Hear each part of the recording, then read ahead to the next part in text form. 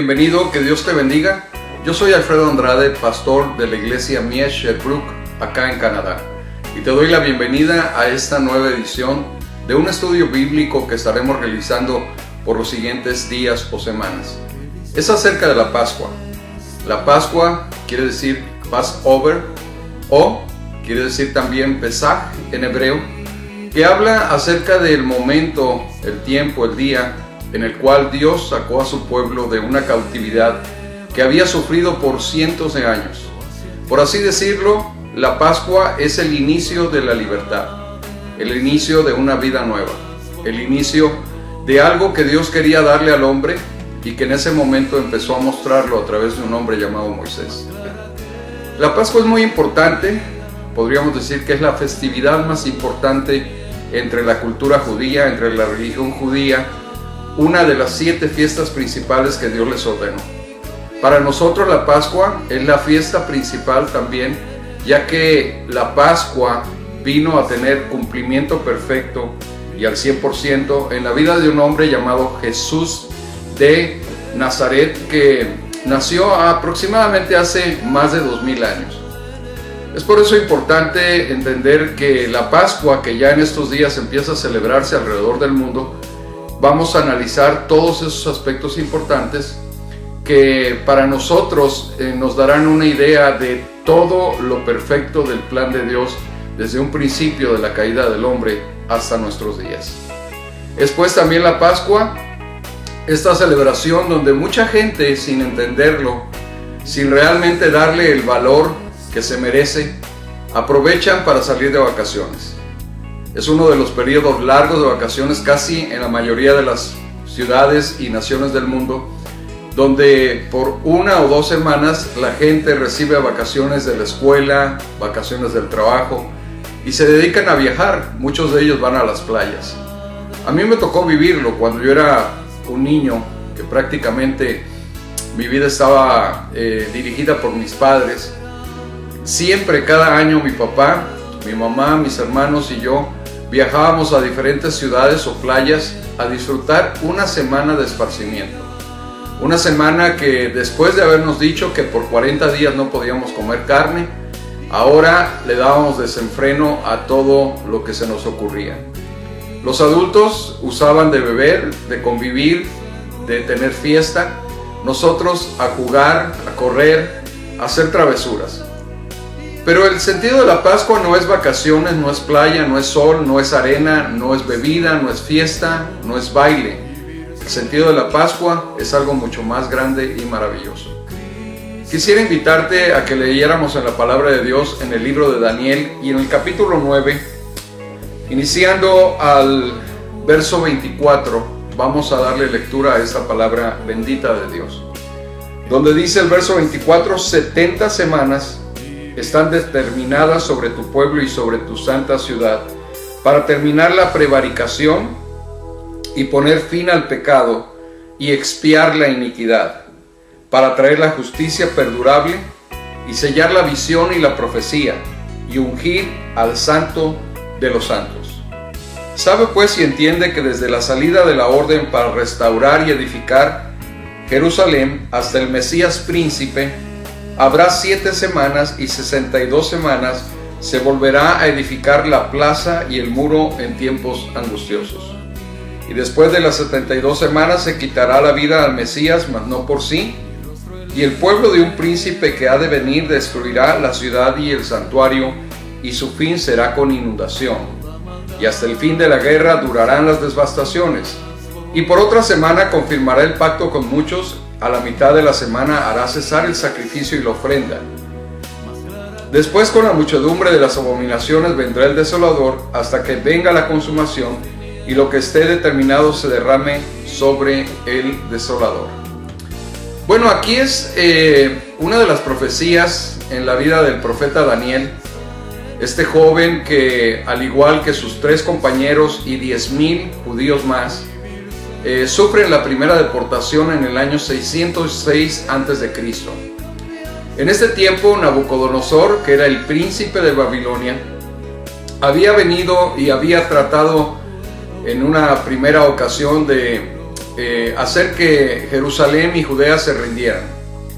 Llegó a un acuerdo por el cual no destruyó la ciudad, no hizo grande calamidad de muertes, y logró llevarse 10,000 de los principales judíos que habitaban la capital espiritual, política y religiosa del pueblo de Dios. Entonces, en este año 606, entre esos 10,000 judíos, que eran gente importante de la realeza, gente educada, que había entre ellos príncipes, había entre ellos artesanos, gente que trabajaba diferentes materiales como el oro, la plata, la madera, la piedra.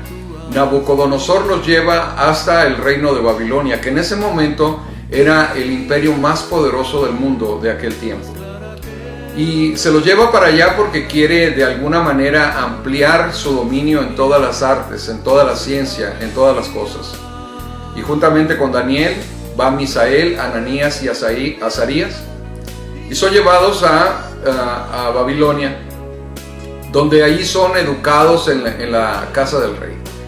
De alguna manera podemos ver en la escritura, en este libro de Daniel, todo lo que pasa a Daniel y cómo poco a poco el Señor lo va colocando en una posición privilegiada, hasta llegar al punto que Daniel se convierte en el consejero mayor del rey, prácticamente a quien el rey consultaba. A través de los años, la caída de Babilonia viene con el poderoso imperio persa, que ese imperio se levanta después de Babilonia como el que regiría los destinos del mundo por espacio aproximadamente de 300 años. Cuando el imperio de Persia se levanta y viene a tomar a Babilonia, Daniel tiene una edad un poco avanzada. Entonces el rey de Persia se lo lleva a Susa, la capital del imperio, y ahí sigue sirviendo en la corte del rey Ciro. Cuando en este tiempo Daniel recibe una revelación de parte de Dios, porque él empieza a entender que el tiempo de la liberación de la cautividad de su pueblo se está acercando. Dios había hablado a través del profeta Jeremías mucho antes de que Nabucodonosor viniera a tomar Jerusalén, y había hablado acerca de un periodo de 70 años que se cumplieron en el año 536 a.C. Del 606 al 536 se cumplen los 70 años de la cautividad del pueblo de Dios. A los 11 años después del año 606 vino nuevamente Nabucodonosor y nuevamente tomó prisioneros, y también puso en el lugar del rey, puso a otro según su corazón, Matatías, a quien se le cambió el nombre de Sedequías. Pero Sedequías se rebela en contra de Nabucodonosor, y en el año 587 a.C. Nabucodonosor viene y sitia la ciudad de Jerusalén, y hay una resistencia del pueblo a ser dominado. En ese tiempo se cumple trágicamente la destrucción de la ciudad santa de Dios. Cuando Salomón dedica el templo, dice la palabra de Dios que esa gloria desciende sobre aquel lugar, y ese lugar queda lleno de la gloria de Dios con esa nube de poder, tanto que los sacerdotes, dice la palabra de Dios, que no podían ministrar a causa de la nube. Bueno, ese templo maravilloso, que tardó en construirse 7 años con miles de hombres, donde se invirtió gran cantidad de piedra, madera, oro, plata, piedras preciosas, maderas de cedro, donde estaba el arca de la alianza, donde estaba el altar del incienso de oro. Todo eso fue tomado y destruido por Nabucodonosor, rey de Babilonia, y lo llevó a su ciudad y lo tuvo guardado en los tesoros del rey. Y vemos cómo a través del tiempo, después de la destrucción de la ciudad de Jerusalén y el templo, Daniel empieza a escudriñar las escrituras, los rollos que tenían en ese tiempo a la disposición, y entre ellos estaban las profecías de Jeremías respecto a Jerusalén. Daniel empieza a indagar, empieza a preguntar acerca de lo que estaba por venir a Jerusalén, y encuentra, porque él ya sabía, oralmente se había transmitido de boca a boca acerca de lo que Dios tenía planeado para Jerusalén y para Judea. Y Daniel sabía estas profecías, pero lo confirma abriendo los rollos del libro. ¿Qué importancia tiene esto para nosotros, amigo y hermano que me escuchas? Que no solamente es oír lo que la gente dice, no solamente es oír lo que el predicador, lo que los nombrados de hoy, apóstoles y profetas, que ahora han proliferado en este tiempo, que definitivamente lo que más buscan es la atención y no la administración. Pero dejemos ese tema por el momento. Lo que queremos atender es esto. No todo el que predica la palabra ni todo el que habla la palabra está en la razón de la palabra. Es decir, Dios jamás contradecirá su palabra. Dios siempre confirmará su palabra. Y es por eso que como los discípulos de Berea, los creyentes de Berea, tenemos que no solamente escuchar, sino confirmar si esto es así, si verdaderamente está de acuerdo a los lineamientos de la palabra de Dios.